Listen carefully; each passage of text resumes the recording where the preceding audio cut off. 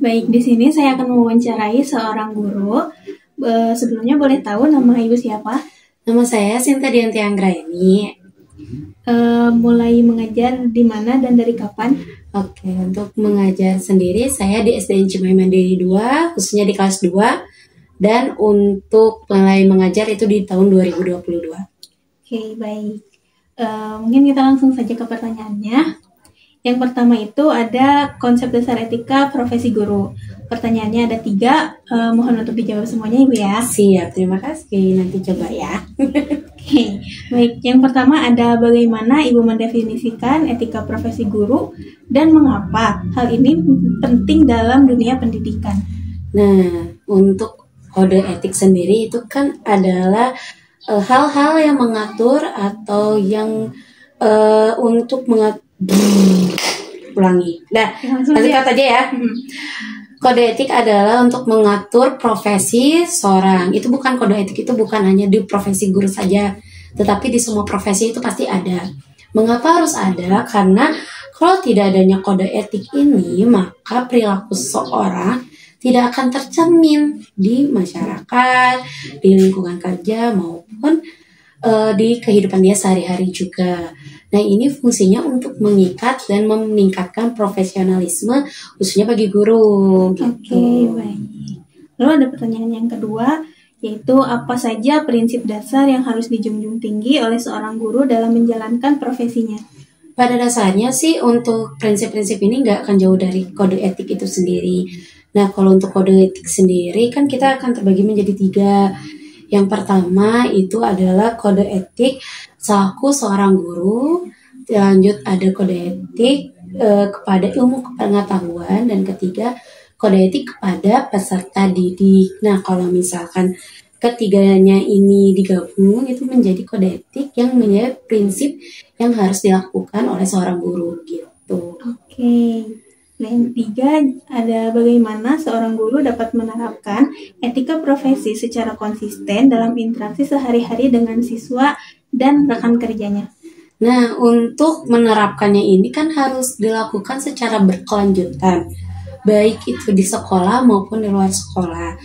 Nah, di sini peran kita selaku guru harus menerima jika kita melakukan kesalahan, kita harus menerima bahwa oh iya kita melakukan kesalahan, kita terima. Kalau misalkan misalkan kita nggak kritik, berarti kita mengevaluasi diri kita apakah ada yang kurang tepat dalam melaksanakan kode etik ini. Karena kan kalau untuk kode etik itu adalah kegiatan atau rutinitas sehari-hari gitu, yang istilahnya konsep dasarnya kita berperilaku di area sekolah khususnya gitu. Jadi kita harus menerapkan secara continuous, istiqomah kalau bisa nyamah gitu. Oke, untuk poin yang kedua ada profesi, profesionalisme, dan pengembangan karir guru. Untuk pertanyaan yang pertama, menurut Ibu, apa perbedaan utama antara sekedar menjadi guru dan menjadi profesional dalam bidang pendidikan? Baik, untuk ini mungkin mirip tipis, beda banget, tipis juga sih, kayak hampir mirip gitu pekerjaannya, hampir-hampiran dikit. Yang satu mungkin fokus ngajarnya itu ke siswa gitu ya, langsung di lapangan. Kalau yang sebagai profesional di bidangnya, dia sebagai pemangku kebijakan, yang ngebuat kebijakan, yang mengatur kurikulum. Nah, nanti tuh dari yang profesional nih diterapkanlah kepada guru-guru, dilakukannya sama guru. Nah, terus dari lingkup kerjanya juga jauh, misalkan kalau guru sebatas hanya lingkup kerjanya itu di sekolah. Tapi kalau untuk profesional di bidang pendidikan itu bisa bekerja di lingkup lembaga sekolah, bisa di pemerintahan, terus bisa di organisasi-organisasi juga yang emang notabene itu khusus di dalam bidang pendidikan. Nah, ada juga di sini tujuan utamanya. Kalau tujuan utamanya guru itu fokus aja buat anak gitu. Nah, kalau buat anak, ngajar anak seperti apa, bagaimana caranya, gitu, tanggung jawabnya itu full ke guru gitu. Nah, nanti setelah kita bertanggung jawab untuk anak, kita kan lapor ke pemerintah atau lapor ke bidang yang profesional itu gitu. Untuk kualifikasinya juga jauh beda. Misalkan kalau untuk guru untuk tahun ini mungkin ya harus minimal tuh sarjana gitu atau S1 yang sesuai dengan bidangnya atau yang mirip-mirip dengan bidangnya, dan ditambah juga harus PPG gitu ya yang sekarang tuh. Nah kan untuk kalau profesi itu yang profesional itu minimal karena harus magister, harus dokter yang sekiranya emang dia ahli dalam menganalisis, meneliti dan mengembangkan kurikulum gitu. Misalnya yang nomor 2 ada bagaimana guru bisa meningkatkan profesionalismenya melalui pengembangan karir yang berkelanjutan. Nah soal untuk pengembangan karir itu masih banyak cara, banyak jalan gitu istilahnya. Bisa melalui diklat, bisa mengikuti seminar-seminar atau kursus gitu, bahkan mengikuti organisasi seperti PGRI atau Ikatan Guru Indonesia bisa.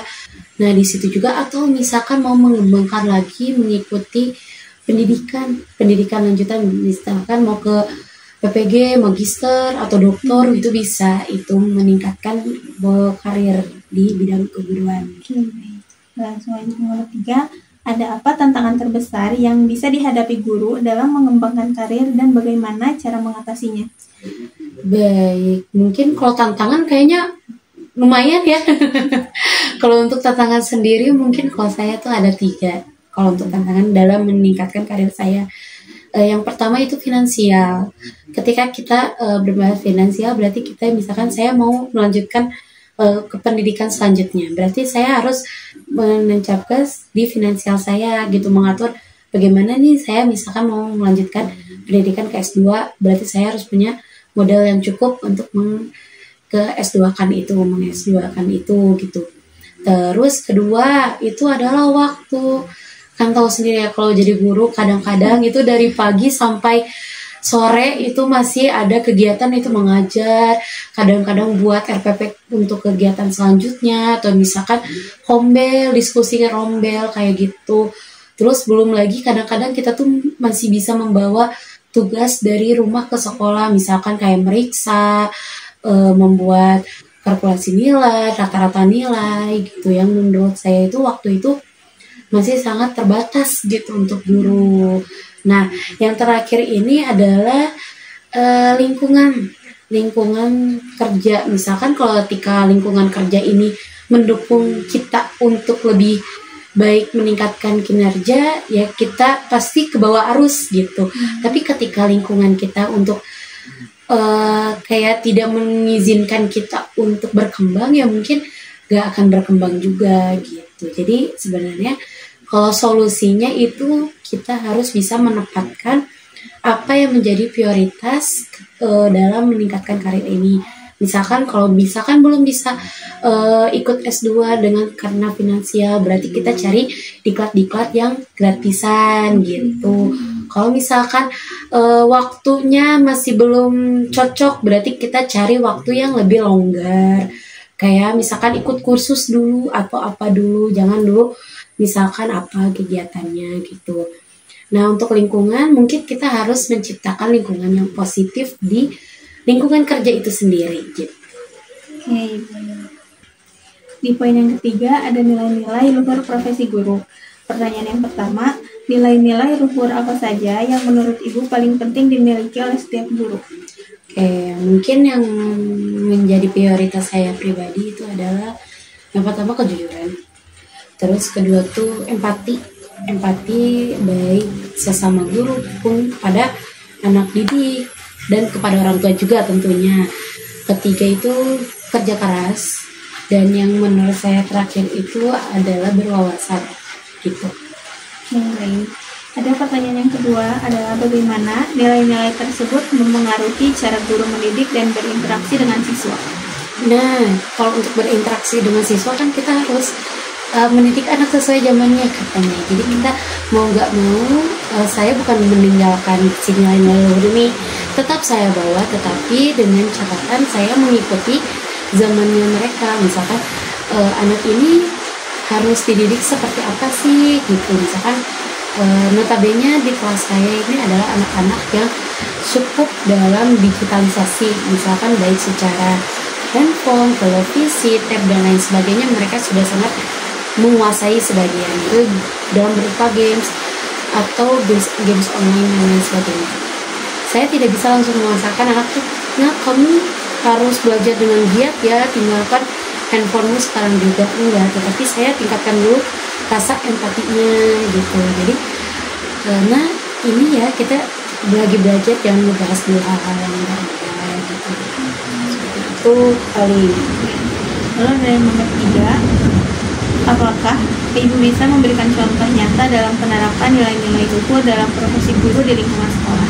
Baik, mungkin sedikit tema tentang empati kali ya. Misalkan ketika kepada anak kita harus lebih empati sesuai dengan kayak nah jangan gitu ya, gak bisa. Tapi kalau misalkan kita dulu kadang-kadang kalau misalkan apalagi kelas 2 kan, jadi harus meningkatkan rasa empati dia gitu kepada teman-temannya, baik kepada teman maupun kepada gurunya.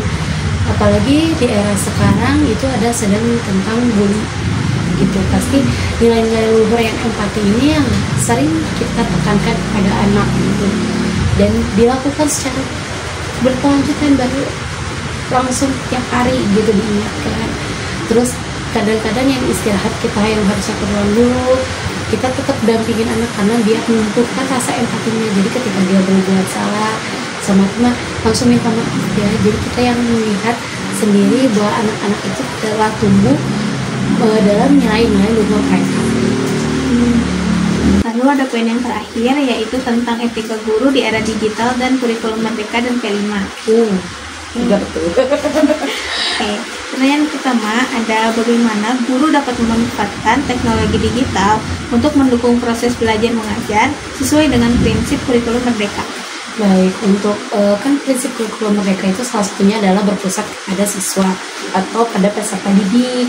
Nah, kalau untuk pemanfaatan digitalisasi sendiri kan sekarang udah cukup banyak ya, udah enggak cuma 1, 2, 3 teknologi, udah banyak masalahnya teknologi yang diketahui oleh masyarakat, baik itu guru maupun siswa sendiri. Nah, biasanya kami libatkan yang pertama itu penggunaan laptop atau infocus, sehingga nanti itu kan anak udah bisa mengoperasikan, ada beberapa yang sudah bisa mengoperasikan. Nah, contoh aplikasi yang biasa kita gunakan itu kayak Quizzes, ya, Kahoot gitu. Itu biasanya suka dipakai gitu. Nah, yang baru-baru ini kami itu baru dapat dari Smart TV yang dari bantuan dari pemerintah. Nah, kebetulan Smart TV itu cukup besar, sebesar papan tulis juga kadang-kadang itu. Terus teknologinya itu bisa touch anaknya tuh. Jadi kita tuh gak usah repot. Misalkan kalau misalkan menggunakan laptop harus pasang infocus, harus pasang apa. Nah, kita tuh udah tinggal pasang itu TV, tinggal nyalain, masukkan ke wifi, bisa tuh aplikasinya. Nah, biasanya kami kalau nggak pakai teman belajar, itu di situ ada materi-materi yang dicakupkan, yang disarankan oleh pemerintah juga. Jadi anak-anak tuh langsung belajar di situ, dan termasuk pembelajaran PU itu sendiri gitu. Lalu ada yang kedua, bagaimana guru dapat menyesuaikan metode pengajar agar menghargai dan mengembangkan potensi unik setiap siswa dalam kerangka P5. Nah, untuk dalam pengembangannya itu sendiri kan kita sebelumnya itu melakukan analisis diagnostik. Nah, dari analisis diagnostik ini tuh kan dapat 3 nih kemampuan anak dalam menerap pembelajarannya. Itu ada yang auditorio, ada yang visual, ada yang kinestetik. Nah, kita itu bagi lah, karena mungkin masih banyak lagi cara pelajaran yang lain, tapi kita fokus di 3 dulu ini. Kalau misalkan anak ini tertarik kepada visual, ya mungkin kita akan melihatkan beberapa cara yang konkret, dengan benar-benar konkret, dibantu dengan P5-nya itu sendiri, tema P5-nya itu apa gitu, tergantung. Nah, kalau auditorio ya berarti kita tuh entah kita ceramah, entah kita mengenalkan lagu-lagu, entah kita juga mengenalkan dalam bentuk nyanyian gitu. Nah, biasanya untuk auditorio itu kita penggunaannya itu kita ngobrol langsung gitu. Nah, ada juga yang kinestetik. Biasanya kalau kinestetik ini kita bikin project, karena harus bergerak, harus kreatif gitu. Jadi kita bagi menjadi 3 ini gitu, fokus ke. Nah, nanti kalau udah ditentukan ketiga-tiganya, langsunglah kita mengerucut pada konsep P5 itu sendiri.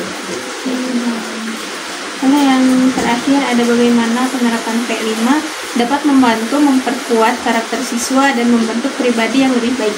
Nah kan kalau untuk P5 sendiri kan ada yang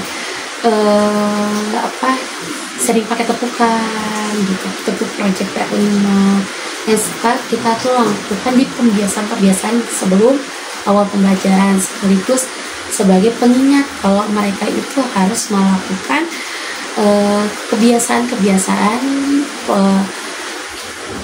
pelajar Pancasila gitu.